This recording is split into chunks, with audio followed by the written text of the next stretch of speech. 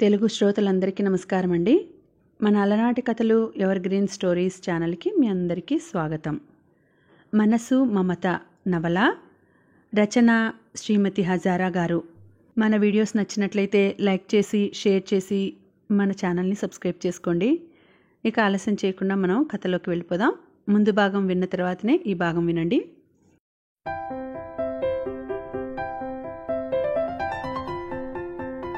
నీలిమ గూర్చి ఆలోచించకుండా ఉండలేకపోతున్నాడో, ఆలోచిస్తూ భరించలేకుండానూ ఉన్నాడో.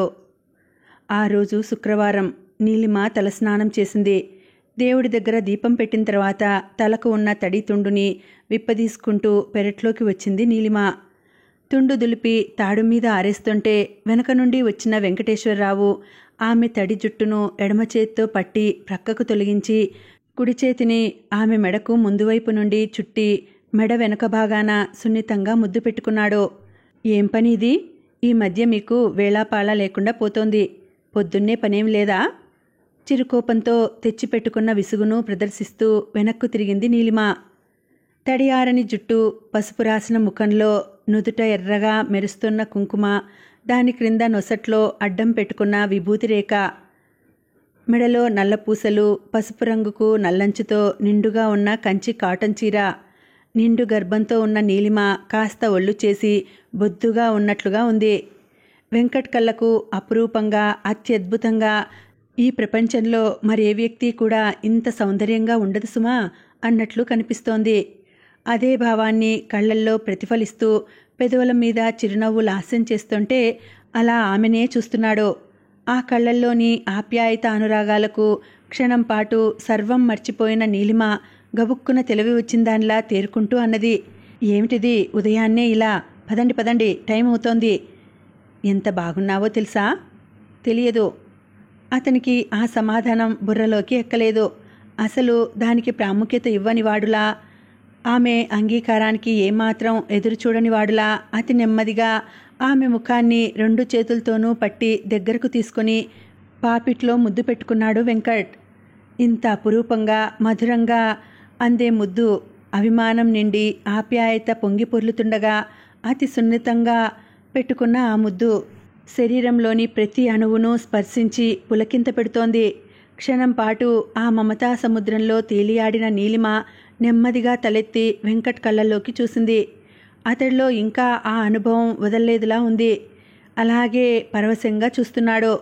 నీలిమ కూడా అతని వంక ప్రేమగా, భక్తిగా చూస్తూ అన్నది, ఈ జీవితంలో దొరికిన ఈ సౌభాగ్యం జన్మజన్మలకు నాకే చెందాలి. ముగ్ధుడై చూశాడు వెంకటేశ్వరరావు. ఆమె ముక్కు మీద వేలితో నొక్కాడు. నీలిమ, ఎందుకో తెలియదు గాని ఈ మధ్య నా మనసు ఎప్పుడూ నీకు దగ్గరగా ఉండాలని కోరుకుంటోంది. నాకు అలాగే అనిపిస్తోంది వెంకట్. ప్రతి క్షణం మీ సమక్షంలో గడపాలని కోరుకుంటోంది. స్త్రీకి ప్రసవం అనేది మరుజన్మ అంటారు. ఒకవేళ నాకేదైనా జరుగుతుందో ఏమిటో. గబుక్కున చేయి చాచి ఆమె నోటిని మూసేశాడు వెంకట్. కోప్పడుతున్నట్లుగా అన్నాడు, ఏమిటా చెత్తమాటలు? చెత్తమాటలు కాదు వెంకట్, ఎందుకో నా మనసు కీడుని శంకిస్తోంది. చా పిచ్చిదానా, నేను ప్రక్కనుండగా నిన్ను నా నుండి ఎవ్వరూ దూరం చేయలేరు, తెలిసిందా? ఈ పిచ్చి పిచ్చి ఆలోచనలు మానేసి హాయిగా సంతోషంగా ఉండు. లేకపోతే లోపల ఉన్న మనవాడు కూడా పిరికివాడైపోతాడు. నవ్వింది సుతారంగా. అలాగే ఓ ప్రేమ చక్రవర్తి గారు, తమకు ఆఫీస్కు టైం అవుతోంది. అవును కదూ అంటున్న వెంకట్ని వెక్కిరిస్తూ తల తిప్పబోయిన నీలిమ చూపులు గబుక్కున అతడి మెడ ప్రక్క నుండి అరటి చెట్ల మధ్య నుండి దూరంగా కనిపిస్తున్న రెండు కళ్ళను చూసి క్షణంసేపు బొమ్మలా నిలబడిపోయింది. అసలు మొదటగా ఆ కనిపిస్తున్నది కళ్ళు అని పోల్చుకోలేకపోయింది. తర్వాత ఆకుల మధ్య నుండి ఉదయపు ఎండలో స్పష్టంగా కనిపిస్తున్న మానవాకారాన్ని చూస్తూ, ఎవరది అలా చూస్తున్నారు? మేనర్లెస్ బ్రూట్ అంటూ విసుక్కున్నది. అదే సమయంలో దొంగతనంగా తమను ఎవరో గమనిస్తున్నారనే భావం క్షణంసేపు ఆమెకు వెర్రి కోపాన్ని తెప్పించింది. దరిద్రులు, ఇలా చూసేవారి కళ్ళల్లో వేడివేడి నూనె పోయాలి అనుకుంటూ, అయినా ఆ ఇంట్లోంచి తమను గమనించేది ఎవరై ఉంటారు అనుకుంటూ పరీక్షగా చూసింది. అలా చూస్తుండగానే ఆ వ్యక్తిని గుర్తుపట్టేసింది. వెన్నెముకలో ఏదో జలధరింపు లాంటిది కదిలాడినట్లు అయి గబుక్కున వెంకట్ చేతిని పట్టుకుంది.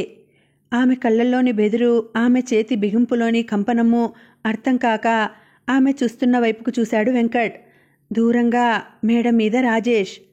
తన చేతిని గట్టిగా బంధించి ఉన్న నీలిమ చేతిని అలాగే పట్టి రెండో చేతిని ఆమె భుజాల చుట్టూ వేసి పొదవి పట్టుకొని మెల్లగా నడిపిస్తూ లోపలికి తీసుకొచ్చేశాడు వెంకట్.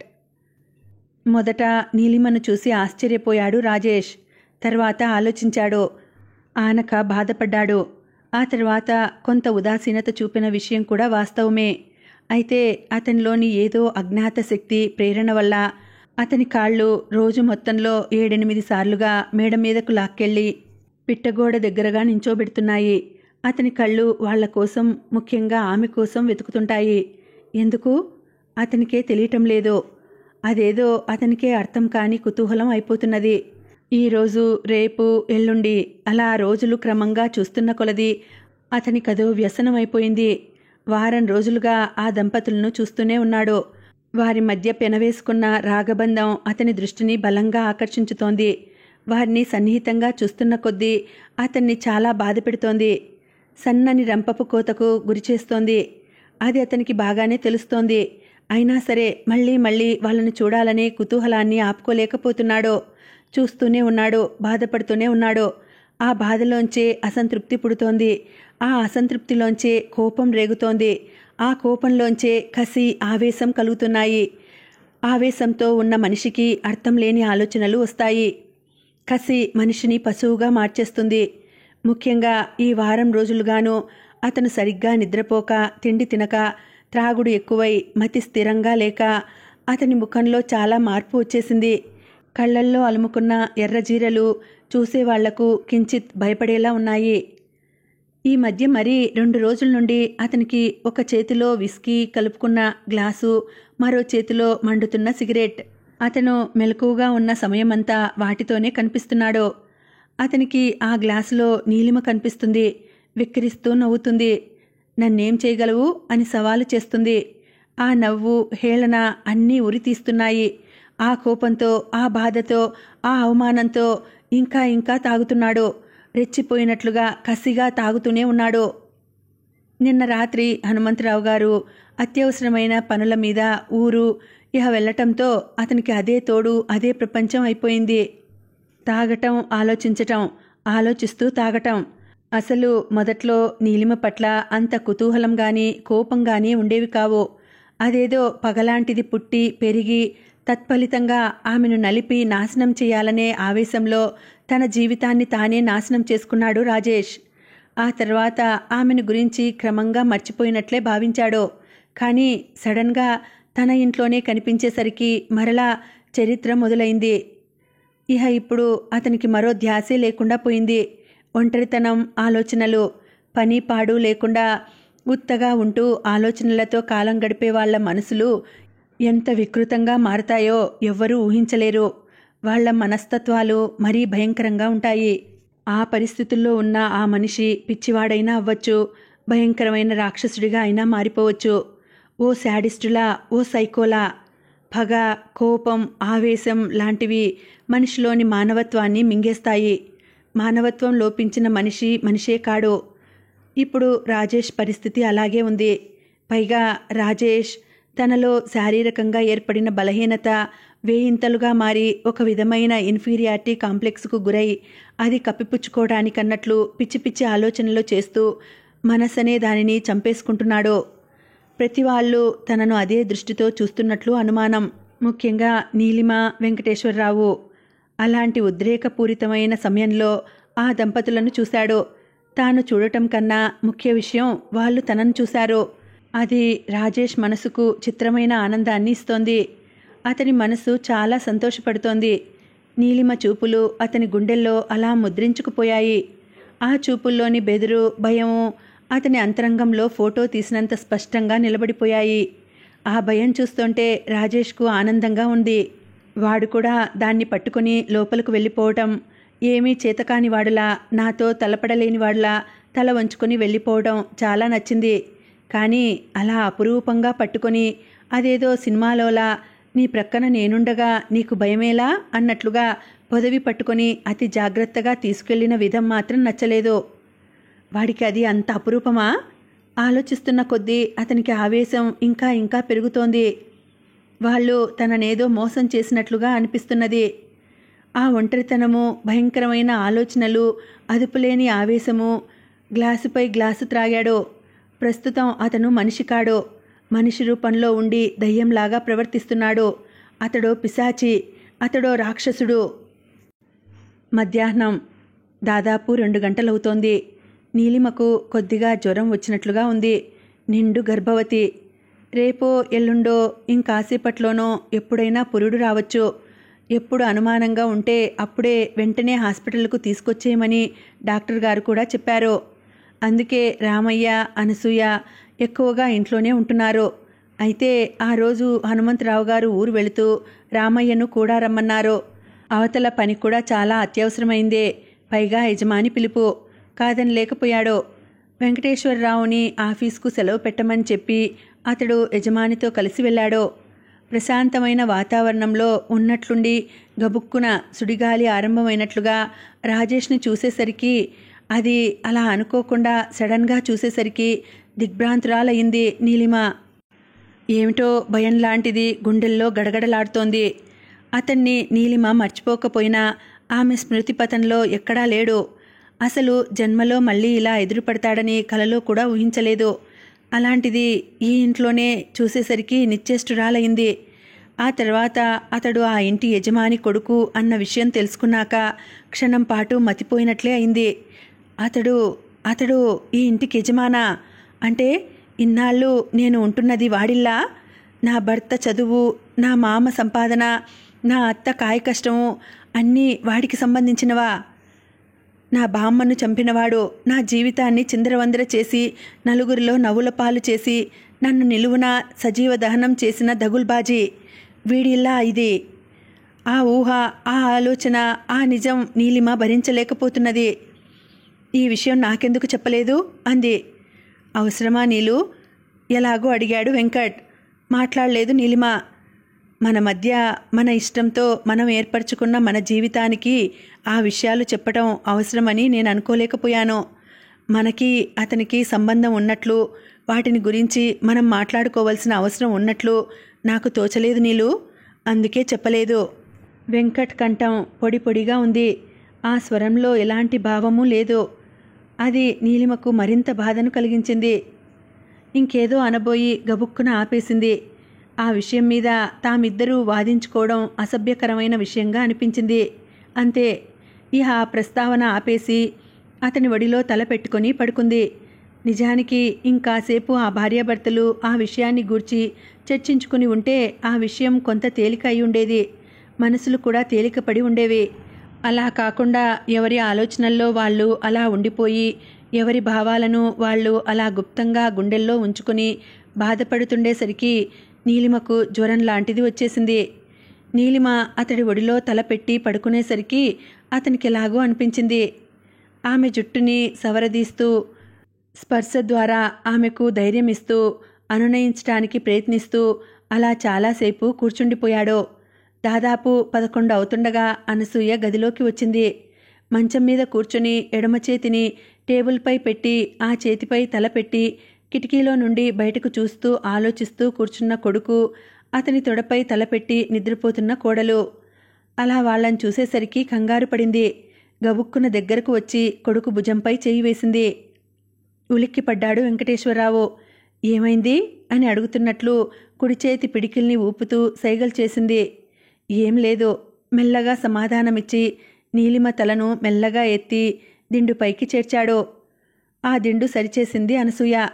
శబ్దం చేయకుండా ఒకరి వెనుక ఒకరు గది బయటకు వచ్చేశాక ఆ తలుపులను దగ్గరకు వేసింది అనసూయ. ఏమిట్రా వెంకు, ఏమైంది? అమ్మా ఏమన్నా నొప్పిగా ఉంది అందా? కాస్త తలనొప్పిగా ఉన్నదని అన్నదమ్మా. ఏం చెప్పాలో ఎలా చెప్పాలో తెలియక అలా చెప్పేశాడు వెంకటేశ్వరరావు. అయ్యో అని కంగారు పడుతున్న తల్లికి, ఏమీ లేదులే అమ్మా, కాసేపు అలా పడుకొని లేస్తే అదే తగ్గిపోతుందిలే అని సర్ది చెప్పి మధ్య గదిలో పేపర్ పట్టుకొని కూర్చున్నాడు. అనసూయ కూడా తన పని చూసుకోసాగింది.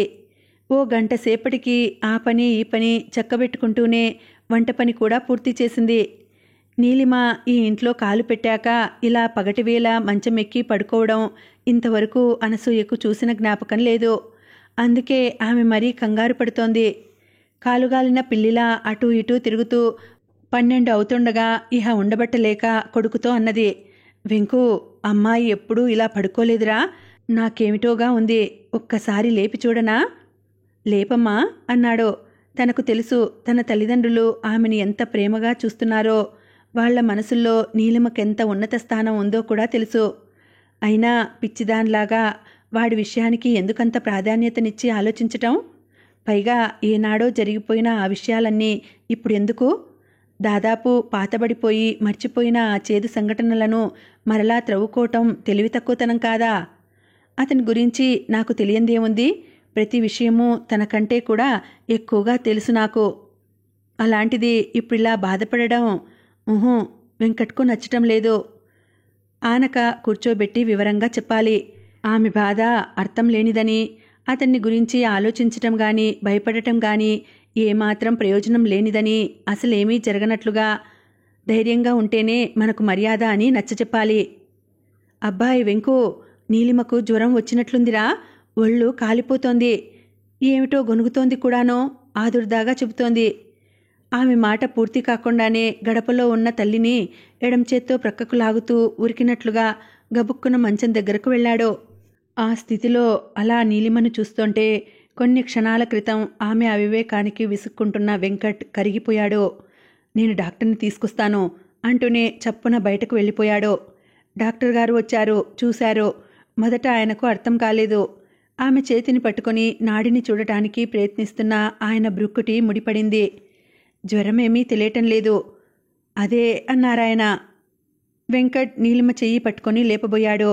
నీలిమా అంటూ నుదిటిపై చెయ్యి వేశాడు. చుర్రుమంటూ కాలిపోతోంది నుదురు. డాక్టర్, ఇక్కడ.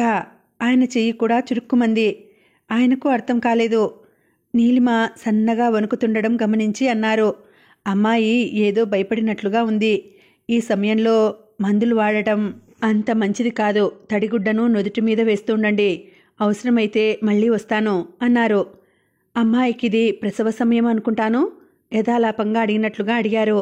అవునండి చెప్పింది అనసూయ. ఏ డాక్టర్కి చూపిస్తున్నారు? సమాధానం చెప్పాడు వెంకట్. మంచి డాక్టర్, బాగా చూస్తారు. ఓ కామెంట్ ఇచ్చి బయటకు వెళ్ళిపోయారు. నీళ్లల్లో తడిపిన గుడ్డలు నుదుటిపైన వేస్తూ తీస్తూ మారుస్తూ కూర్చున్నాడు వెంకట్.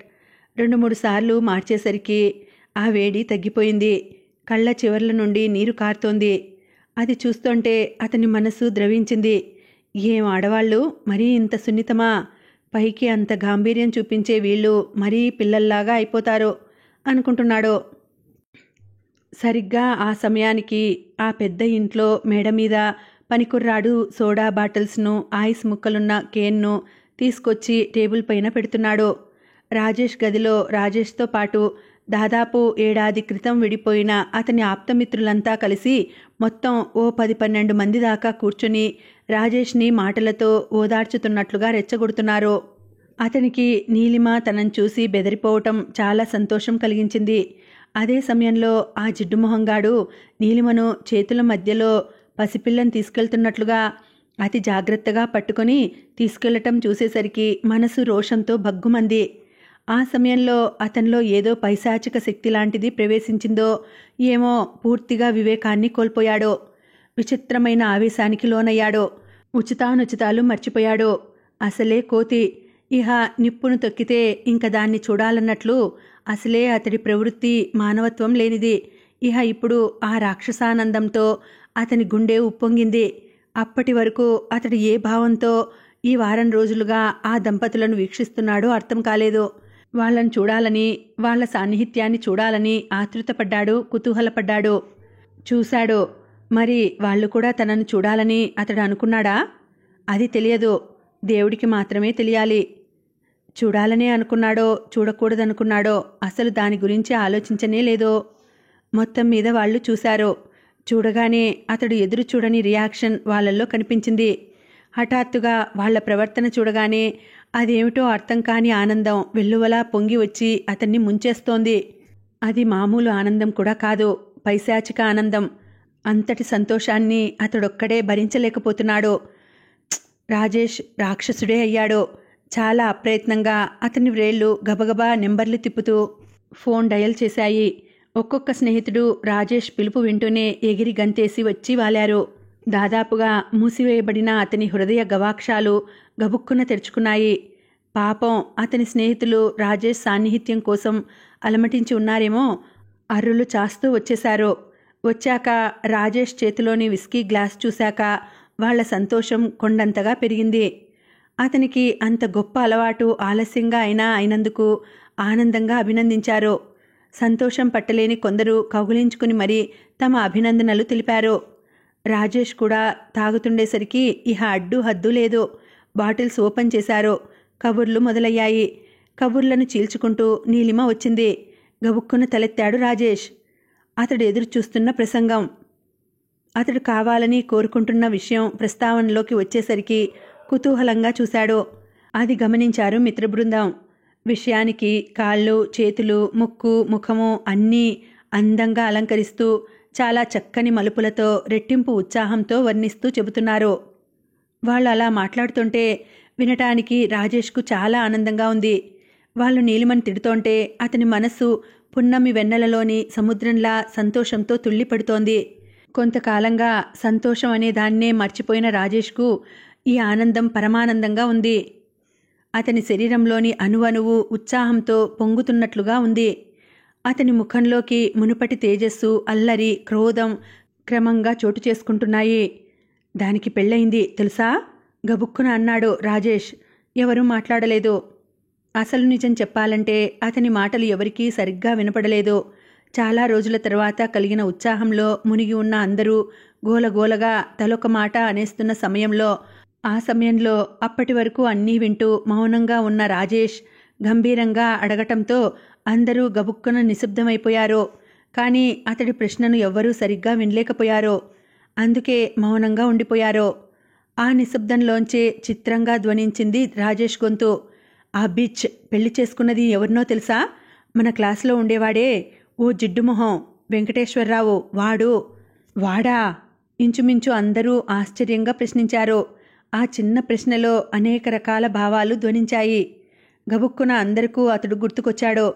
అవును, స్థిరంగా అన్నాడు రాజేష్. కానీ అతని గొంతులోంచి వచ్చిన ఆ 3 అక్షరాలలో అంతులేని కసి స్పష్టంగా ధ్వనించుతోంది. అది అందరూ గ్రహించారు. అసలు వాళ్లకు నీలిమ సంగతులేవీ తెలియవు. ఆ రోజు పెళ్లి ప్రయత్నం జరుగుతున్నదని తెలిసి పెళ్లి చెడగొట్టారు. ఆ తర్వాత వాళ్ల బామ్మ చచ్చిపోయిందని నీలిమనెవరో బంధువులు తీసుకెళ్లారని అన్నారు. దానితో ఆ చాప్టర్ క్లోజ్ అయిపోయిందనుకున్నారు. దాదాపు ఆ విషయాన్ని మర్చిపోయారు. మళ్ళీ ఇన్నాళ్లకు రాజేష్ పిలుపు, ఆమె సంగతుల ఆరా. ఈ రెంటికి ఉన్న సంబంధం నువ్వు చూశావా? గబుక్కున అందరూ తలెత్తి రాజేష్ వంక చూశారు ఆతృతగా. చూశాను. వాళ్ళిద్దరూ చాలా సంతోషంగా కాపురం చేయటం కూడా చూశాను. అందరూ నిశ్శబ్దంగా అతని వంకే చూస్తున్నారు. వాళ్ళ కనులలో అనేక ప్రశ్నలు, అనేక సందేహాలు. రాజేష్ అంటున్నాడు, అదిప్పుడు బిడ్డను కంటోంది. వాళ్ళకు ఆశ్చర్యంగా ఉంది. ఈ విషయాలు నీకెలా తెలుసు? తెలుసుకున్నాను. మీకేం చెప్పాను? మీరేం చేశారు? అది ఆ డర్టీ రోక్కు పెళ్ళే కాకూడదని చెప్పాను. దాన్ని నడి రోడ్డు మీద నలిపి నాశనం చేసేయమన్నాను. దాన్నెందుకు వదిలేశారో?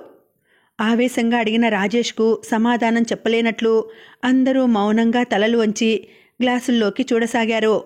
దాని ఫలితమేమిటో తెలుసా? నాకు నరకం. అవును, ప్రతి క్షణం ప్రత్యక్ష నరకం అనుభవిస్తున్నాను. అది నా కళ్ళెదుటే దాని భర్తతో సుఖంగా సంసారం చేసుకుంటుంటే ఏమీ చేతకానివాడిలా చూస్తుండిపోతున్నాను. అతని గొంతులోంచి ఉబికి వస్తున్న ఆవేశము, కళ్ళల్లోంచి పొంగుకొస్తున్న కసి. అతను ఏమిటో అతని స్నేహితులకు బాగానే అర్థమవుతున్నాడు. అందులో ఒకళ్ళేచి రాజేష్కు దగ్గరగా వచ్చి భుజంపై తడుతూ అన్నాడు, మై ఫ్రెండ్, నీ బాధను మేం అర్థం చేసుకోగలం. మన ప్లాన్ ప్రకారం దాన్ని నలుగురిలోనూ తలెత్తుకుని తిరగలేని విధంగా అల్లరి చేసి వదిలాము. కాకపోతే దాన్ని నలిపేసే ఛాన్స్ కేవలం నీకోసం వదిలి ఉంచాము. అతడు అలా అనేసరికి రాజేష్ ముఖం మ్లానమైంది, ఎర్రబడిపోయింది. అతని కళ్ళు వివరించలేని బాధలో రెపరెపలాడాయి. గుండె గొంతులోకి వచ్చి కొట్టుమిట్టాడుతోంది. నేను దాన్ని తడబడ్డాడో. అనుకోకుండా అతని నోట్లో నుంచి ఆ తడబాటు మాటలు బయటకు వచ్చేశాయి. అంతవరకు అతడు చూపెట్టిన గంభీరత తెరలు తెరలుగా విడిపోయింది. రాజేష్కు జరిగిన ప్రమాదం, అందులో అతడు పోగొట్టుకున్న జీవితం, అతడిలోని బలహీనత అంతా అతని స్నేహితులకు తెలుసు. అయితే వాళ్లకు తెలుసు అనే విషయం రాజేష్కి తెలియదు. అందుకే ఇంతకాలం వాళ్ళందరికీ దూరంగా ఉన్నాడో. ఈ ప్రపంచంలోని వింతే అది. ఏది దాచాలని ప్రయత్నిస్తారో అది పబ్లిక్ సీక్రెట్ అయి కూర్చుంటుంది. అలాంటిదే రాజేష్ పరిస్థితి కూడాను. కానీ ఇప్పుడు అతని మనసు అతని ఆధీనంలో లేని ఒకానొక బలహీనమైన స్థితిలో అతనిలో ఆవేశం పెరిగిపోయి, ఉద్రేకం ఉడికిపోయి, పగ రెచ్చిపోయి, ప్రతీకారం పరుగులు తీస్తున్న ఒక చిత్రమైన ఉన్మాద స్థితిలో వాళ్ళందర్నీ దగ్గరకు తీశాడో. అయితే అందులో ఎవరికీ కూడా అతని పర్సనల్ విషయం గురించి మాట్లాడాలంటే అందున అతడి ఎదురుగా ధైర్యం లేదు. అందుకే ఎవ్వరూ ఆ విషయాన్ని గురించి ప్రస్తావనే తేలేదు. అలాంటిది గబుక్కున ఇలా సందర్భం వచ్చేసరికి బాగా చనువుగా ఉండే అతను దగ్గరకు వచ్చి ఊరడింపుగా అన్నాడు, ఐఆమ్ సారీ మై ఫ్రెండ్, నీ విషయం నాకు ఈ మధ్యనే తెలిసింది. అయినా అంత అడ్వాన్స్ అయిన ఆ కంట్రీలో నీ ఈ లోపాన్ని సరిచేయగల డాక్టర్లే లేరా? ఆ ప్రసంగం రాజేష్కు ఇష్టం లేదు. ఆ విషయం అతని ముఖంలోనూ కళ్ళల్లోనూ స్పష్టంగా కనిపించింది. అది గ్రహించిన మరో తెలివైనవాడు ప్రసంగం మారుస్తూ అన్నాడు, ఓస్, ఇప్పుడేమైంది? జీవితం అంటే అదొక్కటేనా? ఏం పర్వాలేదు. దానివల్ల మన రాజేష్ గొప్పతనమేమీ తగ్గిపోదు. మగతనం అంటే మనసులోనూ పౌరుషంలోనూ ఉండాలి. ఆ బిచ్ని నాశనం చేయాలంటే వేరే మార్గమే ఉండదా? ఒకవేళ అదే సరైన సమాధానం అనుకుంటే, అది మన రాజేష్ కోసం అని మనం వదిలేసిన మాట నిజమే అయితే మనం వేరు, రాజేష్ వేరు కాదు. రాజేష్ పగ మన పగ, రాజేష్ కసి మన కసి, రాజేష్ శత్రువు మనకు శత్రువే. రాజేష్ కోసం మనం ఏమైనా చేయగలం. పౌరుషం రాజేష్ది, పని మనది. అప్పుడు పూర్తి చేయకుండా వదిలేసిన దాన్ని ఇప్పుడు పూర్తి చేద్దాం. ఆ మాటలు నచ్చినట్లుగా కొందరు ఈలలు వేశారు, మరికొందరు చప్పట్లు చరిచారు. బ్రేవ్ మై ఫ్రెండ్ అంటూ అరుచుకున్నారు. ఆ అరుపుల్లోంచి, ఆ కేకల్లోంచి, ఆ నవ్వుల్లోంచి ఒకడు కంగున అన్నాడు, రాజు, అసలు నువ్వింతకాలం ఎలా ఓపిక పట్టావు? చూడగానే మాకెందుకు చెప్పలేదు? ఆనాడే దాన్ని వాణ్ణి కలిపి నరికి అవతల పారేసేవాళ్ళం కదా. అవునంటే అవునన్నారు. ఇప్పటికైనా మించిపోయింది లేదు అనుకున్నారు. కాసేపు వాళ్ళను ఎలా చంపవచ్చో, చంపకుండా ఎలా చిత్రవద చేయవచ్చో, ఎలా చేస్తే తమ పగ చల్లారుతుందో చర్చిస్తున్నారు. వాళ్ళ మాటలు, ఆ చర్చ, ఆ పద్ధతి వింటున్న కొద్దీ రాజేష్లోని కోపం ఇంకా పదింతలు పెరుగుతోంది. అతనిలోని అసంతృప్తిని ఇంకా పదింతలు చేసి రెచ్చగొడుతున్నారు. అతనిలోని కసిని 1000 రెట్లుగా ఉసిగొల్పుతున్నారు. అతనిలోని ఉద్రేకానికి వాళ్ల కవ్వింపు అగ్నిలో ఆజ్యం పోస్తున్నట్లుగా ఉంది. అతను మానసిక పిచ్చివాడు అవుతున్నాడు. అతడు భయంకరమైన రాక్షసుడిలా అవుతున్నాడు. వివేకం చచ్చిపోయింది. మానవత్వం మందు మాటున ముడుచుకుపోయింది. వాళ్ళందరూ మనుషుల్లా లేరు. గాలిలో ఊగే ప్రేతాల్లా భయంకరంగా ఉన్నారు. వాళ్ల ప్రసంగం, వాళ్ల ఊహ, వాళ్ల ఆలోచన, వాళ్ల ధ్యేయం, వాళ్లకున్న ఒకే ఒక ముఖ్యమైన నిర్ణయం. నీలిమను ఏదో చెయ్యాలి. వాళ్ల పగ చల్లారేటట్లుగా ఏదో చెయ్యాలి. చీకట్లో అలుముకుంటుండగా పనిపిల్లవాడు వచ్చి లైటు వేశాడు. గబుక్కున వచ్చిన వెలుతురుకు చటుక్కున కళ్ళు మూసుకున్నాడు రాజేష్. షట్, ఎవర్రా వాడు? ఎవడా మంటలు పెడుతున్నది? ఒరేయ్ రాస్కెల్, ఎవర్రా నువ్వు? అరుస్తున్నాడు. ఆ అరుపులకు ఎర్రబారిన అతని కళ్ళు, ఆ వాలకం చూసి భయపడిపోయాడు. వెంటనే బెడ్ లైట్ వేసి పెద్ద లైటు తీసేసి గది బయటకు వెళ్ళిపోయాడు. ఆ మసక వెలుతుర్లో అందరూ మరోసారి గ్లాసులు నింపుకుంటున్న సమయంలో ఒకడు ఖచ్చితమైన నిర్ణయంగా అన్నాడు, మై ఫ్రెండ్స్, నేనొకటి బాగా ఆలోచించాను. చూడండి, ఎప్పుడూ నవ్వుతూ చలాకీగా హుషారుగా రాజాలా ఉండే మన రాజేష్ని ఇలా నవ్వు అనే దానినే మర్చిపోయేటట్లుగా చేసిందే ఆ స్టూపిడ్. ఇహ అది నవ్వకూడదు. జన్మలో ఇంకెప్పుడూ నవ్వకూడదు. అది నవ్వునే మర్చిపోవాలి. దాన్ని చూసి నలుగురు నవ్వాలే గాని అది నవ్వకూడదు. అంతేకాదు, మన రాజేష్కు దూరమైన సంసార సుఖం దానికి దక్కకూడదు. అవును, అది పొందకూడదు. దాన్ని చెడగొడితే మనకు ఒరిగేదేమీ లేదు. దాని జీవితాన్ని చెడగొట్టాలి. అంటే దాన్ని కట్టుకున్నవాణ్ణి చంపేయాలి. నో, మరొకడు అరిచాడు. చంపకూడదు. చంపేస్తే మన పగ చల్లారదు. అందులో థ్రిల్ ఉండదు. రాజేష్ జీవించి ఉన్నంత వరకు ఈ లోపం అతన్ని వదలనట్లే అతని పగ కూడా అతను ఉన్నంతకాలం బ్రతికే ఉండాలి. అందుకు ఒకటే మార్గం, దాని మొగుడికి కాళ్ళు చేతులు విరగ్గొట్టి వాడెందుకు పనికి రాకుండా చేయాలి. బయటి చీకటిలాగా గదిలో నిర్ణయాలు కూడా ముదిరిపోతున్నాయి. వాళ్ళంతా ఆంగ్లంలో మాట్లాడుకుంటున్నారు. అందువల్ల వాళ్ళేం మాట్లాడుకుంటున్నారో పని వాళ్లకు అర్థం కావడం లేదు. ఇలాంటి భయంకరమైన కుట్ర ఒకటి ఆ గదిలో అలా జరుగుతోందని ఆ అమాయకులకు తెలియదు.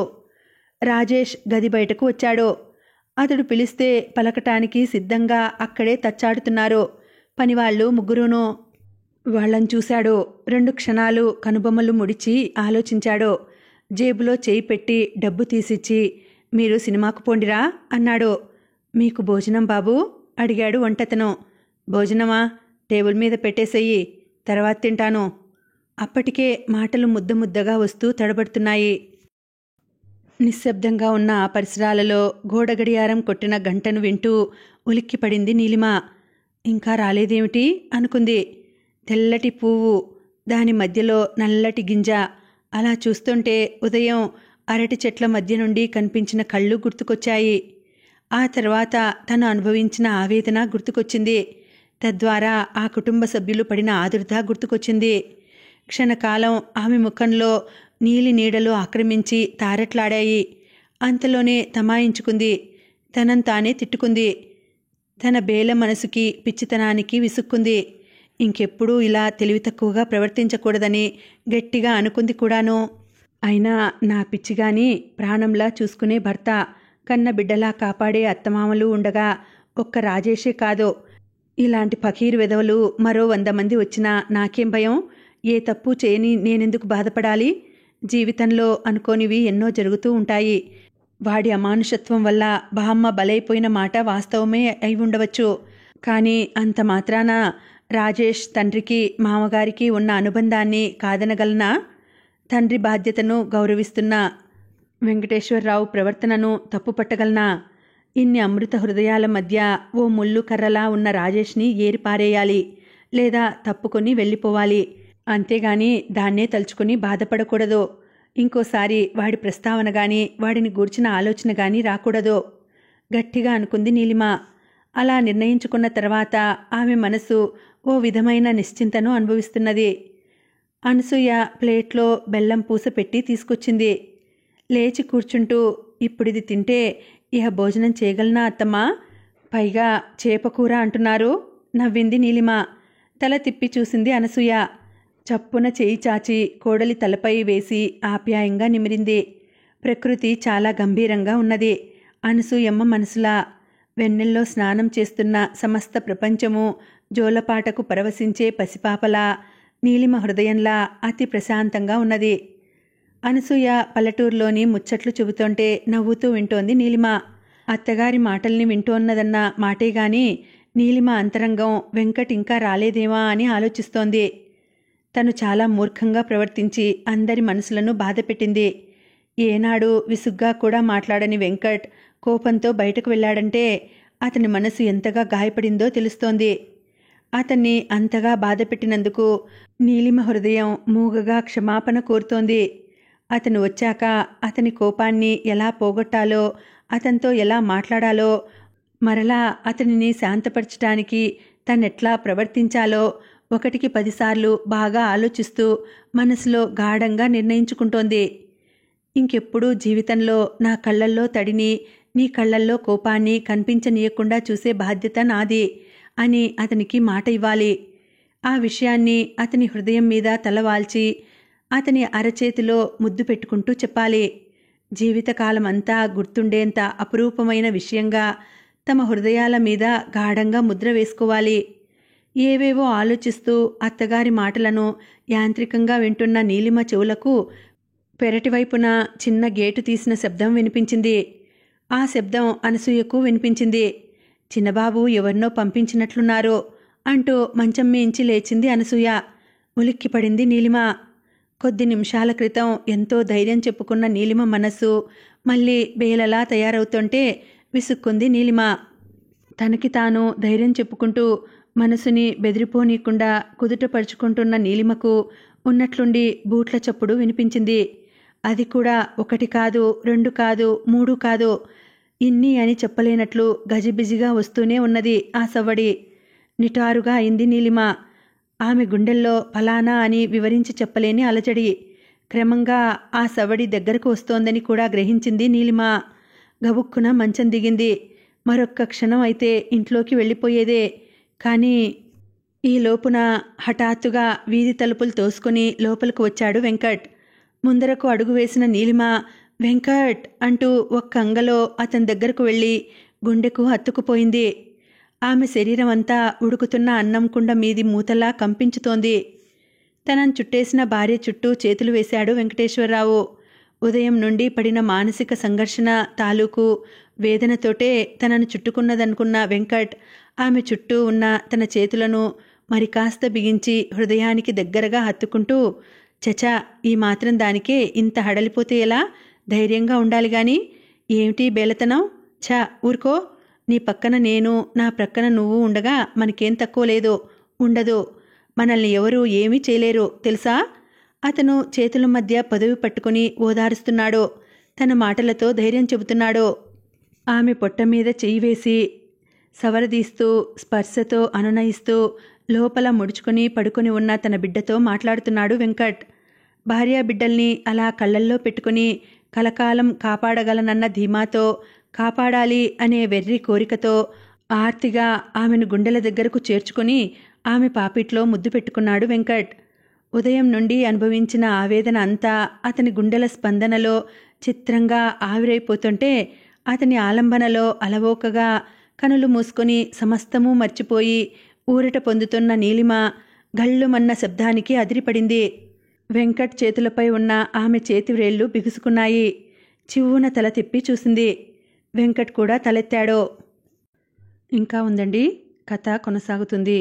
మళ్ళీ వచ్చే వీడియోలో కలుసుకుంటాను. అంతవరకు సెలవు. నమస్తే.